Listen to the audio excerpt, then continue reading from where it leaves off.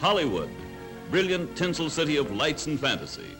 Hollywood, glorified, glittering, fascinating, fabulous, mythical kingdom. Hollywood, the glamour capital of the world. Hollywood reaches far, carrying its cargo of dreams to almost every city and village in America. To these people, to you and to me, the motion pictures bring magic.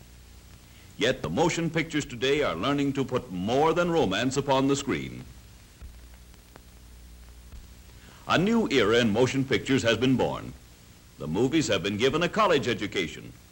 Now the camera is seeing things for science, with beauty, drama, and action played from a scenario written as only nature could write it. How do growing things grow? Perhaps this same question has bothered you when your nice, clean lawn has overnight become a playground for dandelions. A special type of motion picture called time-lapse photography shows you, perhaps a little late, what happened to your front yard. To photograph the growth of a dandelion, this time-lapse camera, unlike ordinary movie cameras, takes separate pictures at long intervals. Speeded up on the screen, the gradual changes take place in a few seconds as we watch the life of the golden but pesky dandelion. The long time lapse between pictures emphasizes the gradual changes so that we may more easily see the difference between stages in the growth. Here, in time-lapse photography, are two roses. The smaller plant is growing in normal soil. The larger has been given special nourishment. This comparison, made possible by technical photography, has been invaluable to the science of growing things. Just as it can photograph things too slow to watch, the scientific motion picture camera can also help us see things that happen too fast for our eyes to follow. Like our eyes, the ordinary camera misses a lot when the action is fast. However, a type of photography called slow motion gives our eyes time to see all the details of action that ordinarily pass unnoticed.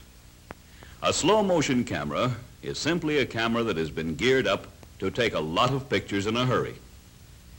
The slow down effect is produced when these pictures are projected on the screen at normal speed. Here is a super slow motion study of the flight of an arrow. See how the lazy push of the bowstring sends the arrow floating sedately to the target? This picture, taken with an ultra-high-speed camera, shows how Kitty uses her tail as a lever to help her turn over in midair. And that's why cats always land on their feet and come up smiling. Or do they? Watch it again. This ability of the scientific slow-motion camera to reveal details of lightning-quick motion is of tremendous importance in modern industrial research. Scientists and engineers in industry have been quick to make use of this marvelous new tool. For example, studying the effects of bumps, jolts, and rough roads on the riding qualities of the automobile forms a branch of engineering all by itself. In this test run on a rough road, the wheels, tires, and springs move up and down too rapidly for the ordinary movie camera to see what is happening. So the high-speed camera makes a real contribution by showing exactly what takes place as the wheels strike each bump. First, we see how the tire yields to soften the blow. However, the main force of the jolt is absorbed by the individual spring suspension of the knee action units. The scientific camera also shows the action of the stabilizing arm in preventing side sway on curves. Now we're going to see something that doesn't happen every day on the road. These bumps are spaced to give a real beating to the wheels, and the purpose of the test is to see what happens to the front and rear ends of the car. Here is the way you would see the test. And now, here is the slow motion study made by the camera of science. In such a picture, the engineers could see that the pitching motion had been balanced out so that the car rides on an even keel. The reason for this shows up if we magnify the movement of the front wheels and then compare their action side by side with a magnified picture of the rear wheels on the same bumps as the car drives at high speed over the test road. During the course of their college career, the movies have learned another startling trick. The scientific camera can magnify heat waves so that even the slightest degree of heat becomes visible. This technique is known to scientists as Schlieren photography. A tiny mirror the size of a pinhead is mounted just in front of the camera lens. Some distance ahead, a large concave mirror is accurately mounted. A brilliant light is focused so that its rays fall directly into the pinhead mirror. The rays are reflected into the big concave mirror. Then they are bounced back toward the camera lens. As these light rays travel back and forth, they are bent and distorted by any waves in the air.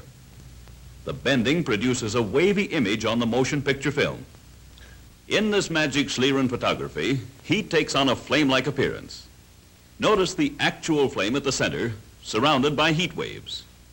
Rubbing two sticks together in Schlieren photography gives encouragement to Boy Scouts, Girl Scouts, and general out-of-doors people who feel that it is possible to start a fire that way. The violent rubbing or friction generates heat, and where there's enough heat, who knows? Someday there may be fire. The photography of heat has a very practical use in the perfection of modern hydraulic brakes. In an automobile brake, a great deal of heat is generated by friction each time the lining is forced against the drum to stop the wheel. Schlieren photography shows how cooling fins and ridges on the outside of the drum carry the heat away as rapidly as it is developed. In spite of its lofty college education and its practical engineering uses, the scientific camera has time for some amusing and human experiments. And here, for the first time on the screen, is the warmth of a handshake. On the other hand, there's the well-known fishy or charm to meet you clasp. Now let's try a little Schlieren photography to see if there really is any warmth in a warm greeting. Well, for once, Cupid seems to agree with science. My, ain't science wonderful?